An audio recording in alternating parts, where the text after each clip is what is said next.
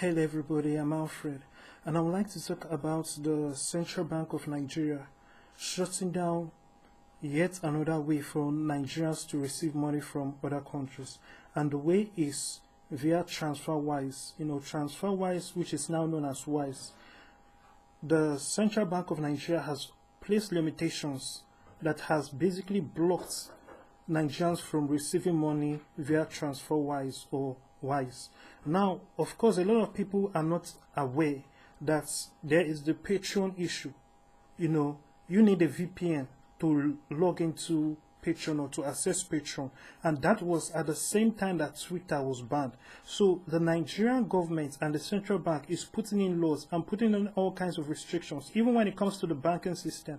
When you look at the restrictions on trade with other nations, it makes or creates the existence of a black market, because so many transactions are restricted.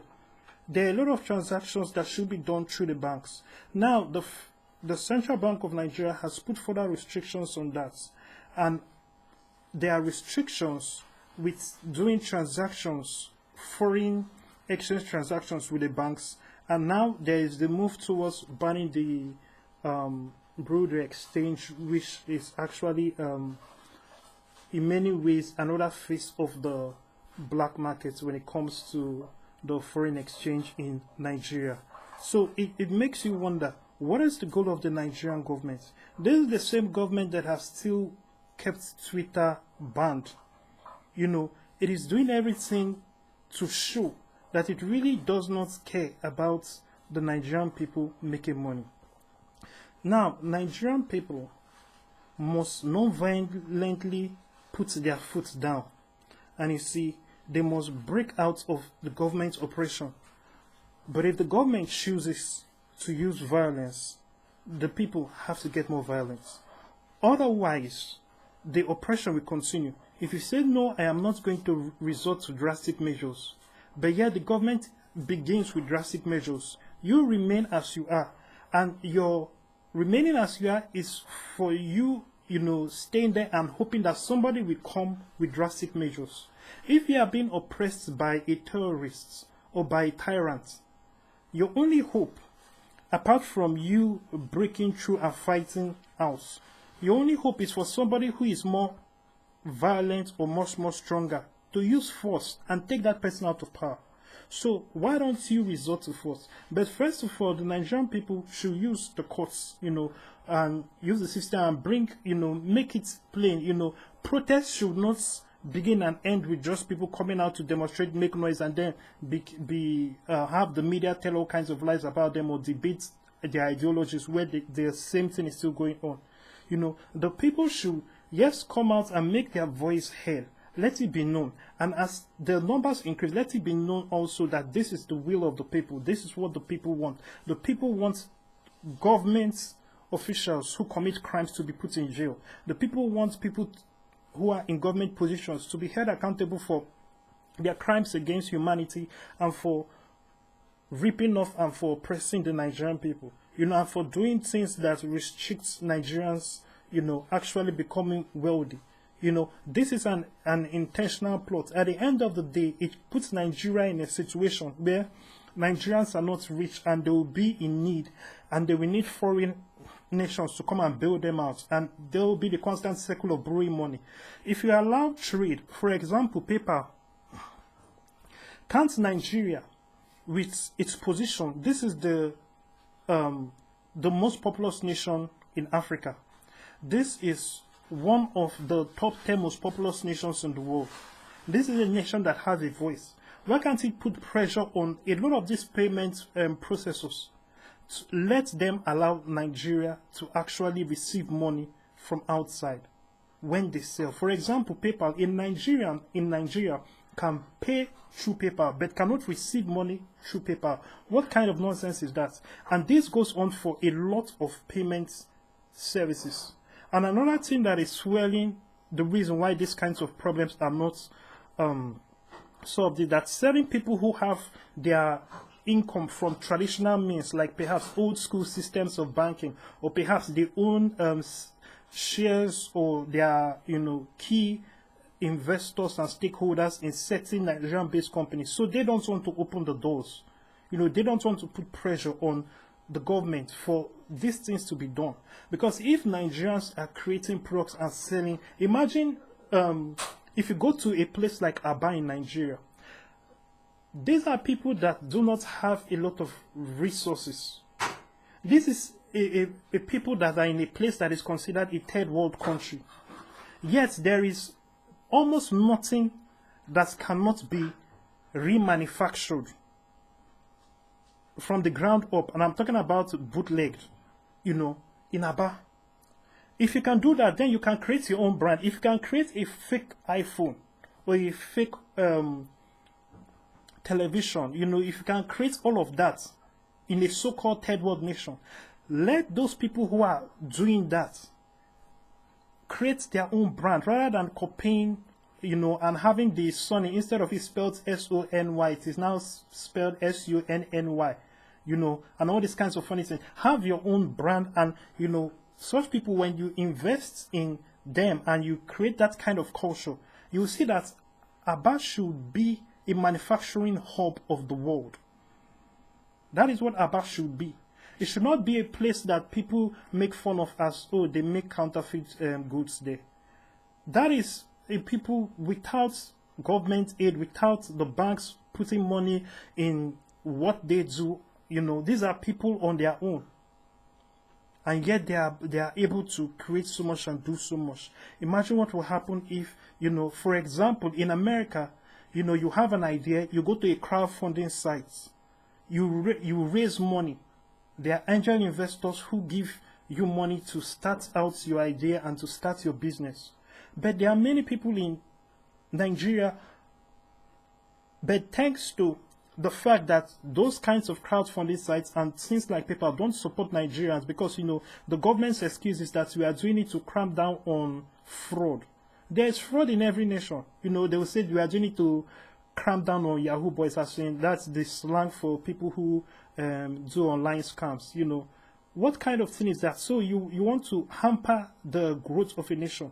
What is the point of the internet if you are not getting paid from the internet? You see, when people talk about the internet improving the world, the point is that it should improve your bank account. It should improve your wallet. If it's not improving your wallet, what is the point of it? It's just improving somebody else's wallet because someone's wallet is being improved. So these are things that people must look at. A lot of the things that the government is doing, especially the Buhari administration, it is intentional. It is intentional. There is no excuse. You cannot say that this is helping to stamp out terrorism. The only people that are being oppressed are the Nigerian people. The only people who are prevented from making money are the industrious Nigerian people who want to do the right thing. The people who are still doing scams are still doing scams. The Boko Harams and the people who are doing kidnapping are still doing their kidnapping. So how can you say that by all these different means of preventing people from an entire nation from receiving money from other nations, how can that be a good thing? And how can you say that that is your strategy to end terrorism? That is madness. If you want to go after Boko Haram, please do that. That is something that everybody has been telling you to do. Don't create laws that oppress everybody else and makes everybody, their income get restricted minus your own. And then you think that, that is the way forward. If the Nigerian people keep quiet and they keep listening to lies, just like the American people, look at the Biden administration. Lie after lie. You guys kicked out Trump. Now look at how worse things have gotten. Look at it, Afghanistan. There's nothing that President Trump was so-called blamed for that the Biden administration have not done worse times 10. Look at the current crisis with Haiti, all the Haitians at the border. It is going to get worse. It is surely going to get worse. It is not just, this is just the beginning. There are worse things that are going to happen. But this is the path that you set on. And some of you in America, you still listen to CNN. Even when it comes to the vax stuff, in spite of when the news broke that those who get the vax still get the virus, you should have gone back and said, wow, all these people that have been saying that the vax is wrong are right. Pastor Chris Oyakhilome is right. The Candice Owens is right. When it comes to, asking questions about the vax. all of that, that is how you should have been like, wow, Alex Jones was right. That is how you should have thought. But you are still supporting it, even though those who take the vax are still getting the virus.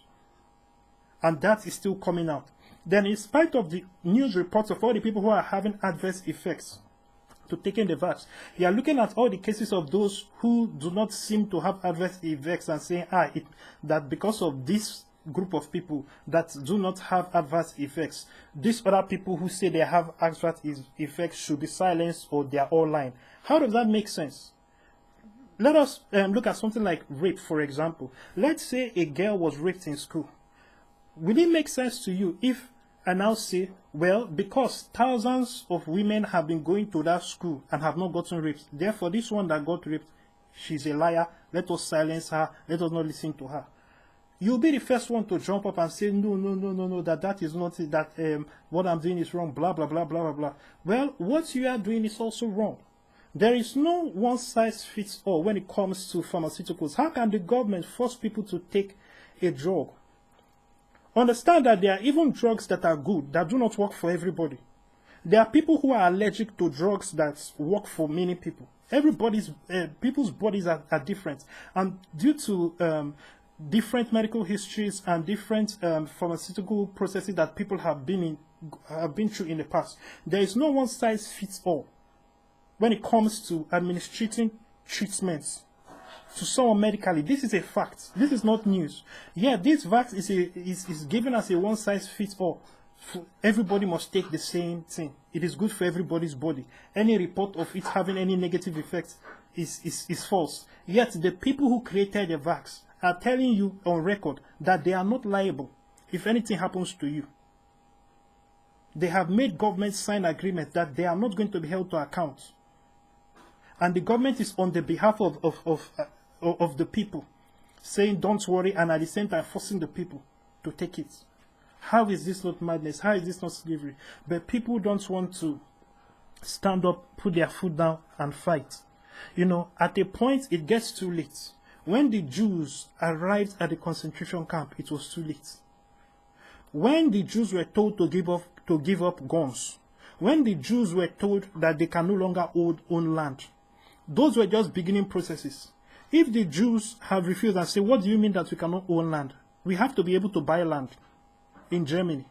We have to be able to buy land in Europe. The Jews were not allowed to buy land in Europe. Those kinds of things, it's cascaded. There are many things that happened that led to that final point of concentration camp and exterminations.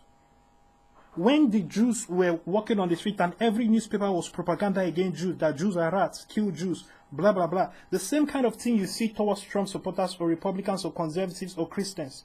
This kind of rhetoric, now is the time to stop it. Because at a point, it will be difficult or impossible to stop it.